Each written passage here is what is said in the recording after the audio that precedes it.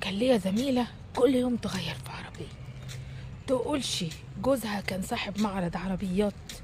المهم بقى انا اروح اقول لجوزي لا لا لا لا حرام عليك، انا رجلي ورمت في المشي، دي ساكنة جنب الشغل وكل يوم تغير في عربية، هات لنا عربية، ما انت معاك فلوس، هو انت فقير؟ يوم يقول لي يا بنتي سيبك من الحديد، خليكي في المفيد، المفيد عندنا اللي هو الطين، الارض يعني، الارض. المهم ما علينا، عيطت مهما عيطت محدش سأل فيا. المهم صاحبت صاحبتنا وبقت حبيبتي لحد دلوقتي، بقت حبيبتي. المهم ايه، عرفت تفاصيلها وداخلياتها، وعرفت ان الحديد بالقسط، العربيات يعني، وان الشقة الفخمة فخمة ايجار. قلت فعلا سيبك من الحديد وخليك في المفيد، وصدقت يا زوجي.